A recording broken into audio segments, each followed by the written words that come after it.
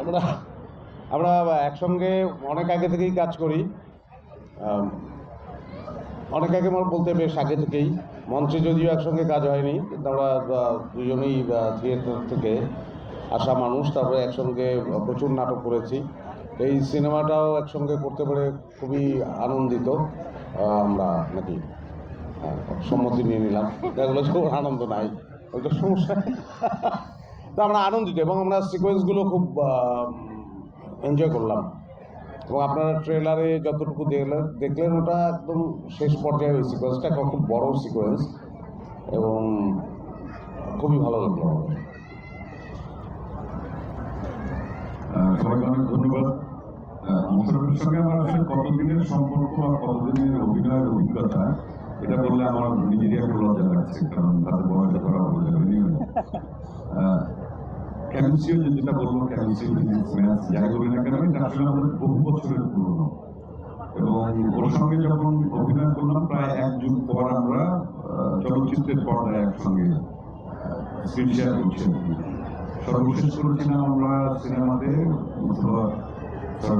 টেলিভিশনে, তারপর 1 যুগের মতো আমাদের বড় বড় কাজ হয়নি। আমার মধ্যে এক ধরনের এক্সাইটমেন্ট কাজ করছিল এবং এই সিনেমাতে তামিমুল আমাদের দুজনকে হাজির করেছেন। অবশ্যই এটার জন্য আমি তামিমকে অনেক বড় একটা ধন্যবাদ জানাই। আর সেই সঙ্গে শুধু আমিও মোশাররফ না, এখানে বাঁধন, মম,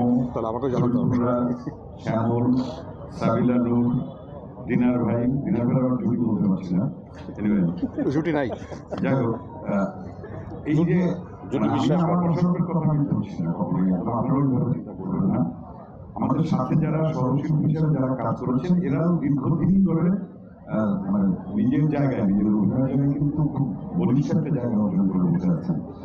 একসঙ্গে সবাইকে এই সিনেমাতে দেখা যাবে, এটা আমি মনে করি সবচেয়ে বড় চমক। এবং এই যার ছোট গল্প অবলম্বনে এই সিনেমাটি নির্মিত হয়েছে, তামিমুল পরিচালনা করেছেন হুমায়ুন স্যার। ওনার গল্পের, ওনার লেখার মধ্যে জাদু আছে, আমরা সবাই জানি, বিশ্বাস করি।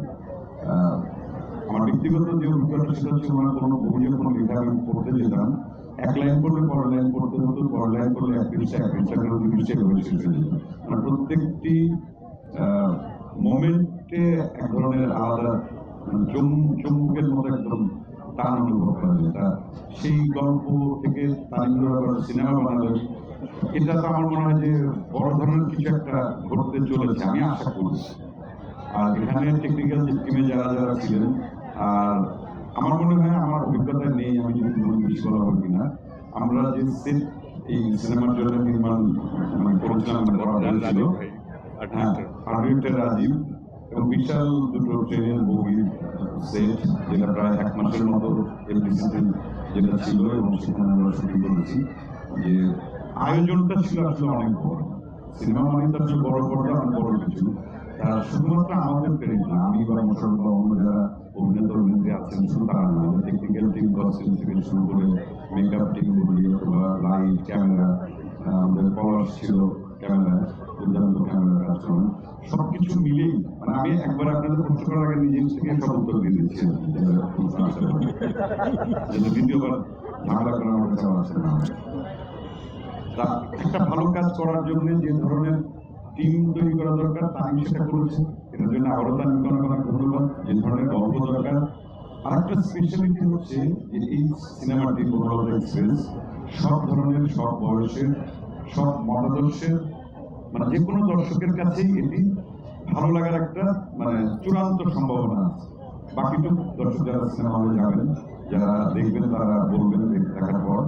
যেহেতু তামিমের এর আগের ছবিটাই দর্শক জনপ্রিয়তা মানে চূড়ান্ত লেভেলে পেয়েছিল, এবং এখনো সেই ছবিটি বাংলাদেশের কয়েকটা সিনেমা হলে চলছে, আমি যতদূর জানি। উৎসবের পর এটি তামিমের দ্বিতীয়, এটা টোটালি হয়তো তৃতীয়, কিন্তু পরপর 2টো ছবি। এবং এই 2টো ছবি যদি বাংলাদেশের আপামর দর্শক যারা, তাদেরকে সিনেমা হলে 2-2.5 ঘন্টা যদি ঘুরে রাখতে পারে এবং তাদের ভিতরে যদি এতটুকু ভালো লাগা অনুভব করাতে পারে, আমি মনে করি যে এরকম আরো অনেক কাজ হবে বাংলাদেশে, এবং সেই কাজগুলো দিয়ে আমাদের সিনেমা বা আমরা অনেক দূরে এগিয়ে যাবো। সবাইকে অনেক ধন্যবাদ আছে যারা এখানে আসছেন।